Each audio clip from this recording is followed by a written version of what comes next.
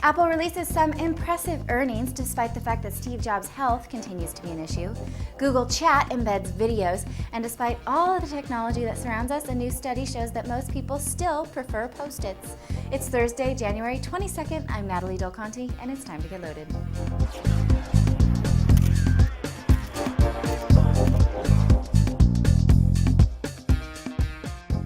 We don't usually cover earnings here on Loaded, but I think Apple's are worth noting. The company was apparently one of the few that had a booming holiday season. In the quarter that ended on December 27th, the company made $10.17 billion in revenue.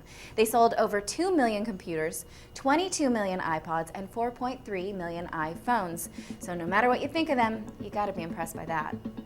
Speaking of Apple, here at CNET, we are trying to be very tasteful about covering Steve Jobs' health. I'm not going to speculate on why Jobs is taking a leave of absence, but the Securities and Exchange Commission may want more information. Regulators are looking into the issue to determine whether or not Apple misled investors about Jobs' health. Jobs said that he was fine but recovering from a hormonal imbalance in early January.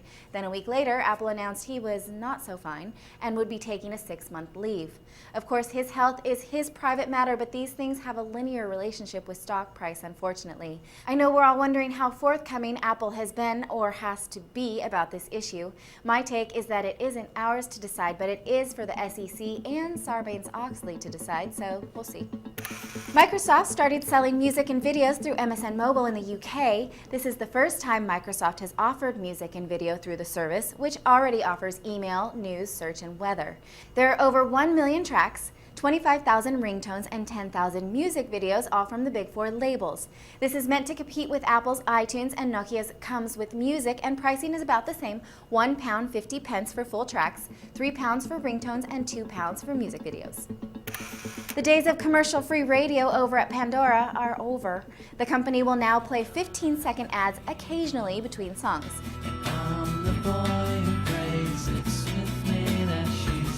I'm not sure what occasionally means, but I'm assuming it won't be too overwhelming.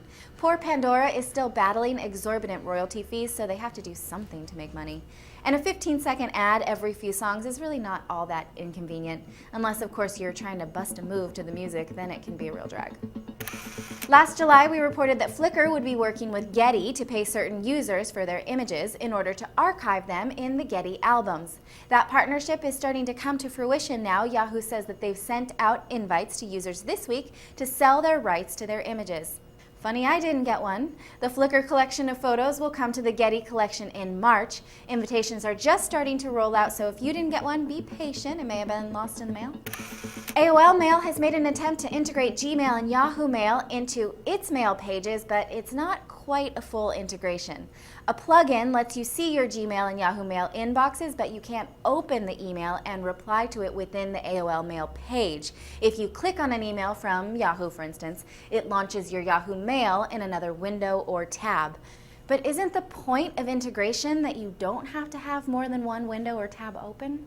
Anyway, the plugin also lets you monitor the usual widgety info, stocks, news, radio, messenger, etc. Google has added the ability to embed YouTube video straight into chat. They're calling this YouTube and Google Video Previews. If you send or receive a link to a YouTube video while you're in chat, the video will play right there in the chat window, so you don't have to click away to watch. I'm not really sure if this is more or less distracting. Over in China, censorship is considered super fun, so fun in fact that the government is extending its crusade of censoring the web to censoring mobile devices.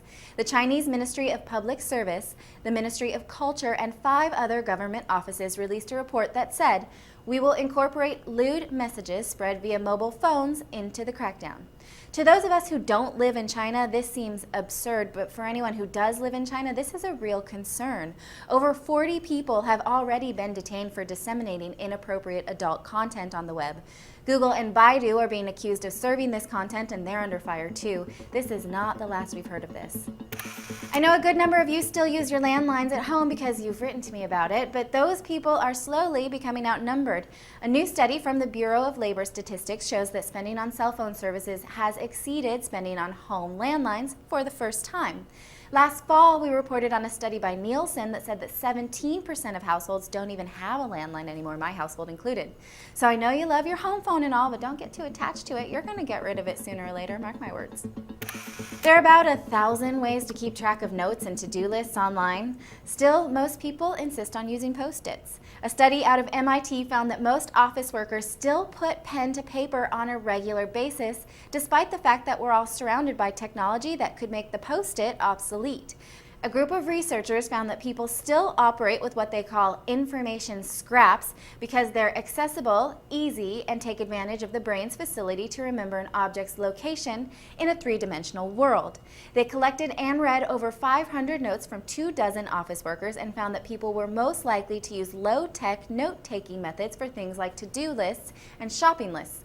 So I guess I can stop complaining that the iPhone doesn't have a to-do list if I'm just going to use a Post-it anyway.